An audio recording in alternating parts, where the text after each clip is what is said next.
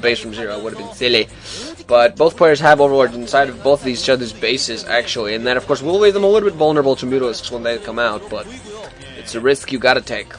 Sometimes Yarnc has some mining going on. His natural, both players actually have mining going on the each other's naturals. I'm finding it very interesting. Neither player going for the second early gas, which will allow them to produce even more Mutalisks. But now Yarnc has speed for his Zerg, and he could actually prevent a run by. Actually has 2 control groups. ZerO has almost nothing for this. I don't know if he's producing more Zerglings. Definitely should be producing more Zerglings. There are no Zerglings going to run in. Yarnc is actually be thinking of a run by. There is a sunken and only a few Zerglings there to defend. We're going to see what Yarnc does here. He has, I think, more than a control group. ZerO is producing a few more Zerglings, so he does have a pretty decent block there, a pretty decent wall.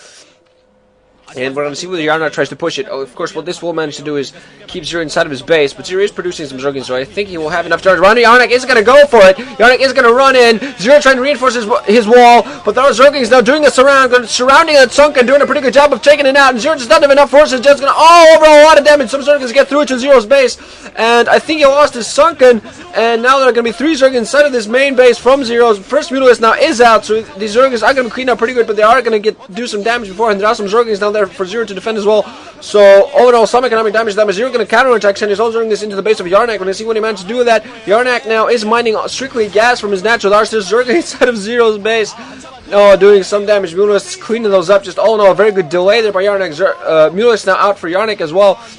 And a bunch of Zergs now on the ground. I think what ZerO should try to do is wait until he can move out with both those Mutalisks and Zerglings at the same time, but he's losing some of his Zerglings that are trying to run by. Yarnc has a quite large number of Mutalisks, and ZerO's now just going to run around and attack some overlords. He's going to force him back.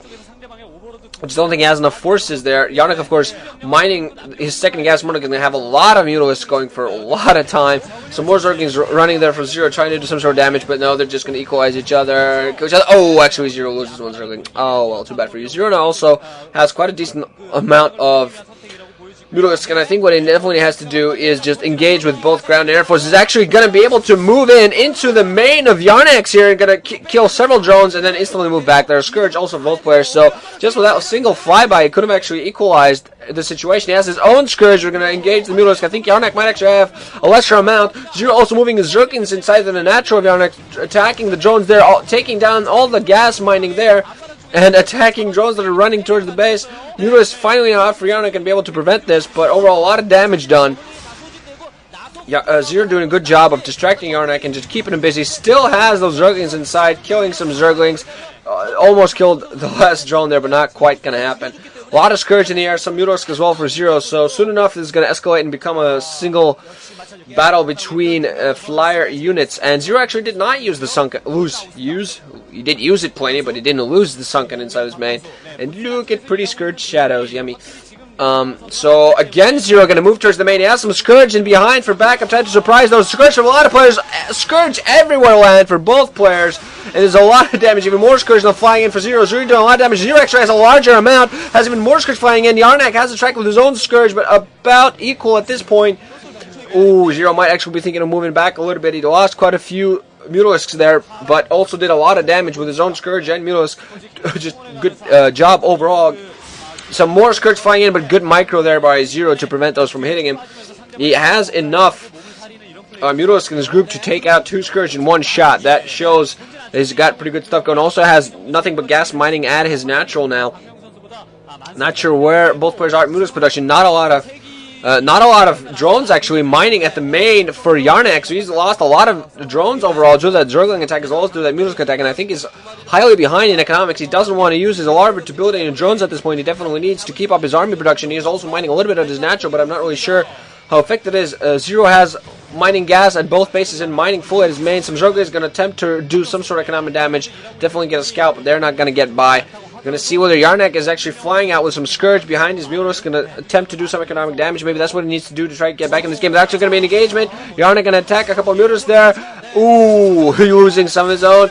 And Scourge flying around for both players everywhere. Scourge not landing on either side, though. And Yarnc actually going to lose 2 Oh, wow, 2 Overlords lost for Yarnc there. He's not going to be able to resupply his force. Now he has to use 200 minerals for some Overlords to replenish that. Some Zerglings of ZerO is going to get taken down as they try to run towards Yarnc base. And ZerO still just hasn't taken any economic damage except for that early damage that he took, and definitely equalized all of that. He might actually be thinking of a full-on run-by. He doesn't have as many Mutas there as Yarnc, and now going to be engaged in Scourge, attacking for both players. And Yarnc apparently coming out better, although he has Scourge lining on him as well. Has his own Scourge, going to rant on the Scourge of Yarnc. Yarnc managing to micro pretty well, but now he has one Mutas left in the air, and ZerO is indeed going to take the Muscat, and GG coming from Yarnc. ZerO took it there. Good job by ZerO to come back, despite early damage done to him, but he doesn't look convinced himself. Yarnc sits there and knows he did a pretty good job. I'm sure he does, but not looking convinced. He knows he has to do one more gig. He has one more match, one more set that he has to win this whole match and get through to the round of 8. And Yarnc obviously looks a little bit worried. He knows he needs to do better than what he did there.